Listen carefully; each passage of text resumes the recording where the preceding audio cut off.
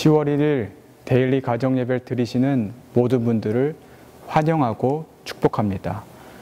다 같이 사도신경 하심으로 우리의 신앙을 고백하시겠습니다. 전능하사 천지를 만드신 하나님 아버지를 내가 믿사오며 그 외아들 우리 주 예수 그리스도를 믿사오니 이는 성령으로 잉태하사 동정녀 마리아에게 나시고 본디오 빌라도에게 고난을 받으사 십자가에 못 박혀 죽으시고 장사한 지 사흘 만에 죽은 자 가운데서 다시 살아나시며 하늘에 오르사 전능하신 하나님 우편에 앉아 계시다가 저리로서 산자와 죽은 자를 심판하러 오시리라. 성령을 믿사오며 거룩한 공예와 성도가 서로 교통하는 것과 죄를 사하여 주시는 것과 몸이 다시 사는 것과 영원히 사는 것을 믿사옵나이다. 아멘.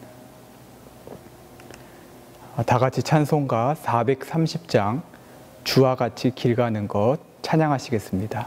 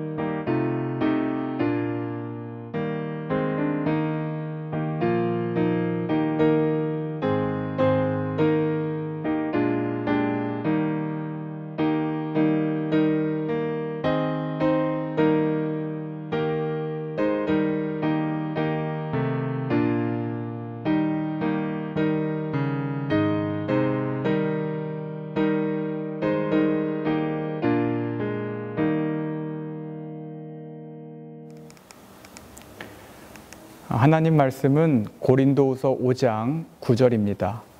고린도후서 5장 9절 말씀, 신약 성경 290페이지입니다. 제가 읽겠습니다. 그런즉 우리는 몸으로 있든지 떠나든지 주를 기쁘시게 하는 자가 되기를 힘쓰노라. 아멘. 기독교인과 비기독교인들의 차이가 있습니다. 여러 가지가 있겠지만 그 중에 하나는 죽음에 대한 생각입니다.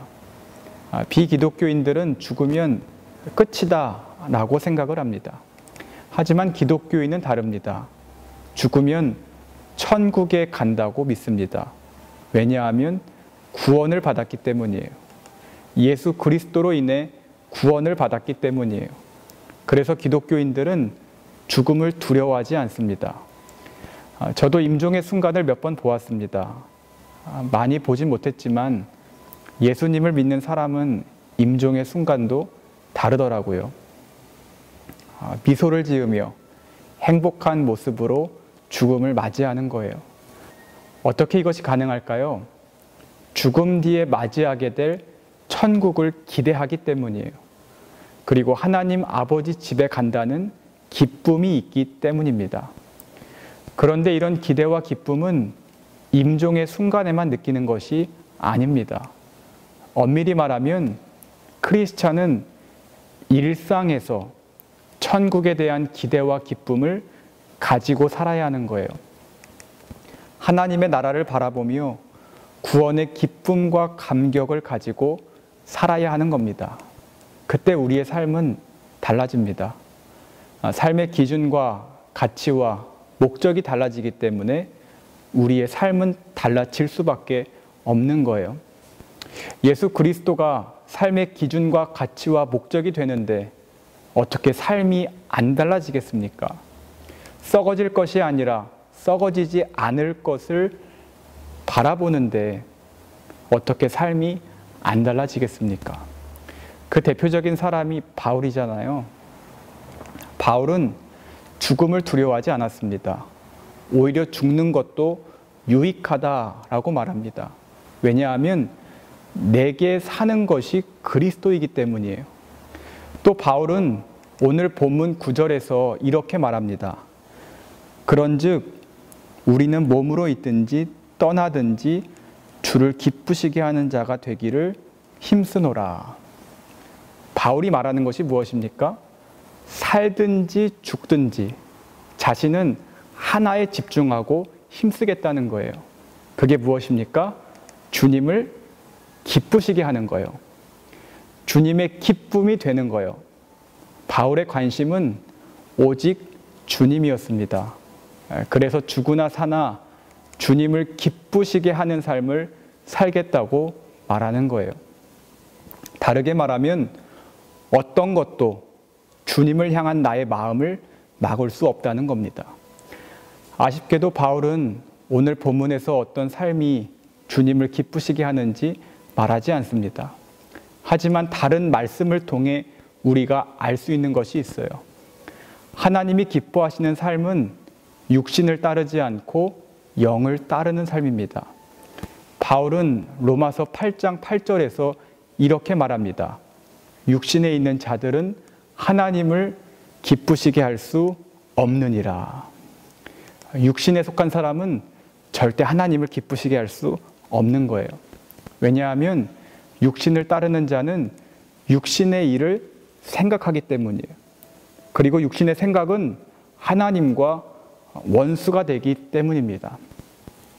여러분, 우리는 어디에 속하느냐가 중요합니다.